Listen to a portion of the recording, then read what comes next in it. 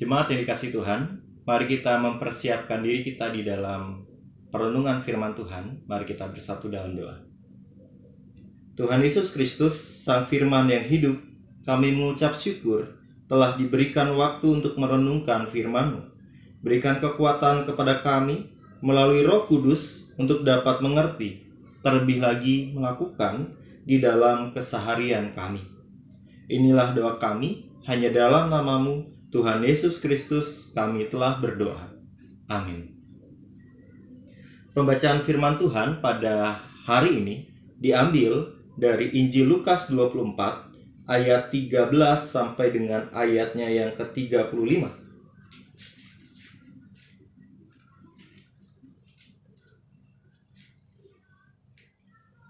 Lukas 24 ayat 13 sampai dengan 35.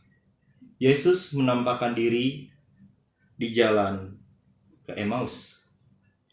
Pada hari itu juga, dua orang dari murid-murid Yesus pergi ke sebuah kampung bernama Emmaus, yang terletak kira-kira 7 mil jauhnya dari Yerusalem. Dan mereka bercakap-cakap tentang segala sesuatu yang telah terjadi.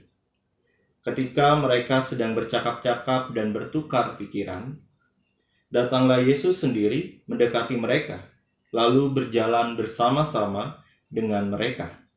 Tetapi ada sesuatu yang menghalangi mata mereka, sehingga mereka tidak dapat mengenal Dia. Yesus berkata kepada mereka, "Apakah yang kamu percakapkan sementara kamu berjalan?"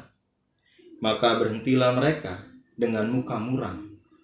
Seorang dari mereka, namanya Kleopas, menjawabnya, "Adakah engkau satu-satunya orang asing di Yerusalem yang tidak tahu apa yang terjadi di situ pada hari-hari belakangan ini?"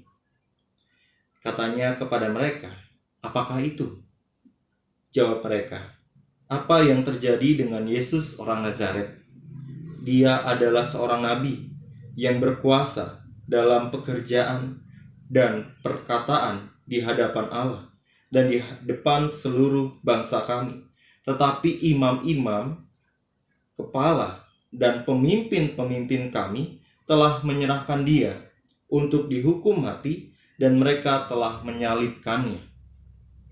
Padahal kami dahulu mengharapkan bahwa Dialah yang datang untuk membebaskan bangsa Israel. Tetapi sementara itu telah lewat 3 hari sejak semuanya itu terjadi. Tetapi beberapa perempuan dari kalangan kami telah mengejutkan kami. Pagi-pagi buta mereka telah pergi ke kubur dan tidak menemukan mayatnya. Lalu mereka datang dengan berita bahwa telah kelihatan kepada mereka malaikat-malaikat yang mengatakan bahwa Ia hidup. Dan beberapa teman kami telah pergi ke kubur itu dan mendapati bahwa memang benar yang dikatakan perempuan-perempuan itu, tetapi Dia tidak mereka lihat. Lalu Ia berkata kepada mereka, "Hai kamu, orang bodoh, betapa lambannya hatimu, sehingga kamu tidak percaya segala sesuatu yang telah dikatakan para nabi. Bukankah Mesias harus menderita semuanya itu untuk masuk ke dalam kemuliaannya?" Lalu Ia menjelaskan kepada mereka apa yang tertulis tentang Dia dalam seluruh kitab suci, mulai dari kitab-kitab Musa dan segala kitab nabi-nabi. Mereka mendekati kampung yang mereka tuju, lalu Ia berbuat seolah-olah hendak meneruskan perjalanannya. Tetapi mereka sangat mendesaknya, katanya, "Tinggallah bersama-sama dengan kami, sebab hari telah menjelang malam dan matahari hampir terbenam." Lalu masuklah Ia untuk tinggal bersama-sama dengan mereka.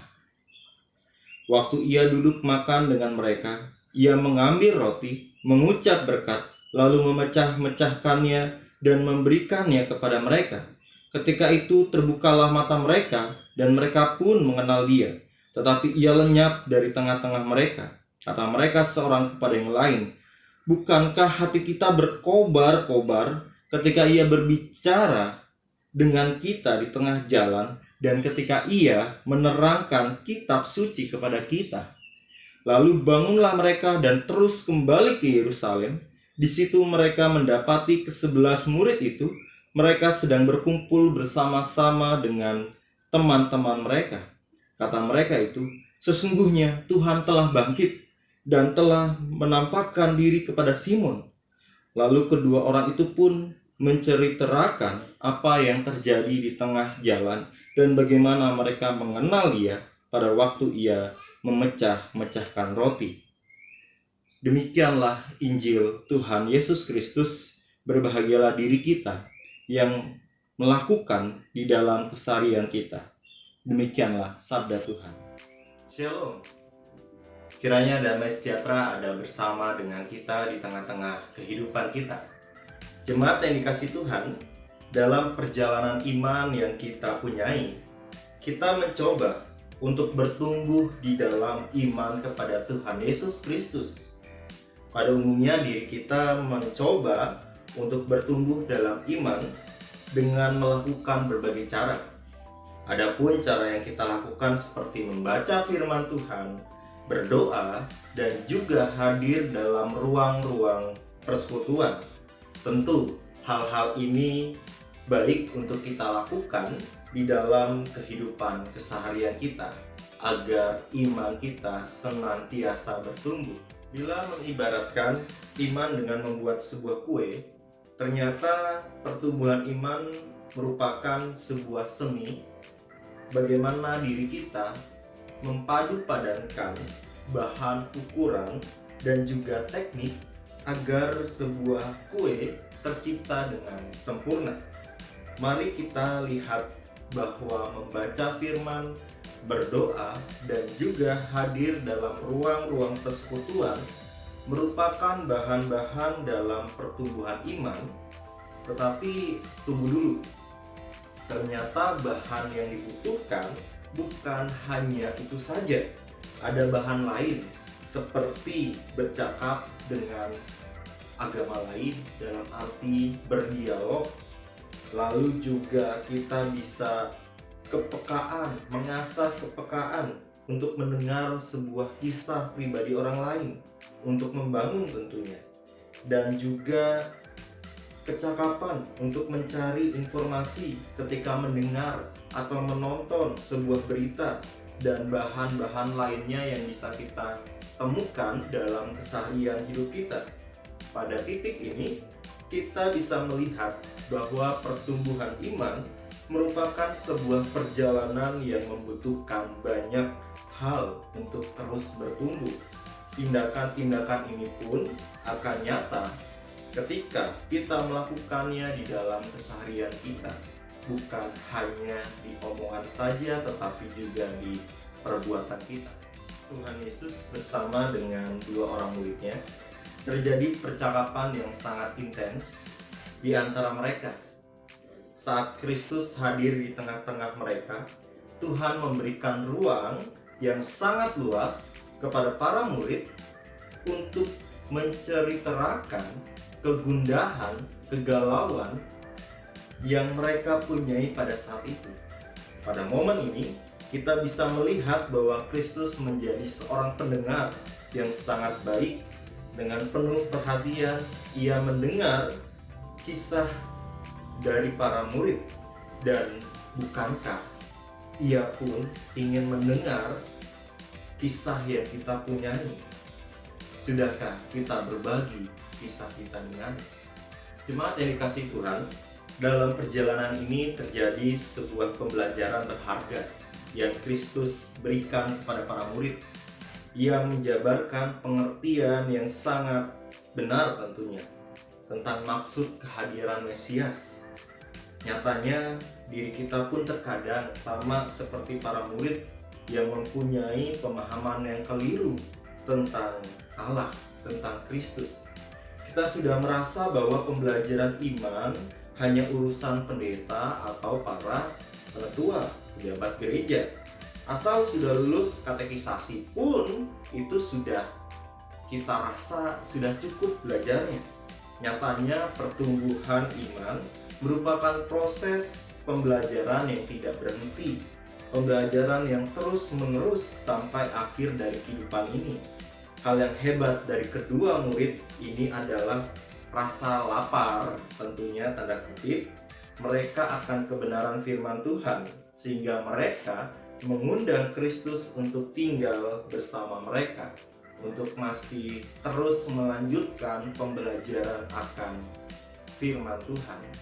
Dan tentunya ini perlu kita punyai. Dan jemaat yang Tuhan kasihi, hal menarik saat mereka sudah terbuka matanya, mereka mengenal siapa yang sedari tadi mereka ajak ngobrol. Tanpa menunda, mereka langsung memberitakan pengalaman ini kepada para murid yang lain. Pertumbuhan iman yang terjadi perlu diwujudkan dalam pengalaman keseharian kita. Pertumbuhan iman bukan hanya perkara pengetahuan. Kerajinan membaca dan mendalami firman sering hadir dalam persekutuan, tetapi pertumbuhan iman menyoal juga tentang kehadiran kita dengan pribadi lain. Karena bukankah kue yang enak adalah kue yang dihidangkan kepada orang lain? Dan pertumbuhan iman biarlah menjadi sebuah pertumbuhan yang dapat dirasakan oleh orang lain. Tuhan Yesus Kristus melalui Roh Kudus melengkapi diri kita dalam pertumbuhan iman kita, agar diri kita terus diperbaharui dalam perjalanan kehidupan ini. Amin. Dan jemaat sekalian, ada dua pertanyaan reflektif untuk kita bisa diskusikan dengan keluarga kita. Yang pertama adalah, hal apa yang membuat diri kita sulit dalam bertumbuh tentang iman kita? Dan yang kedua, bagaimana cara agar iman yang kita punyai dapat bertumbuh di tengah situasi yang kita hadapi? Mari bersama kita berdiskusi di tengah keluarga yang kita.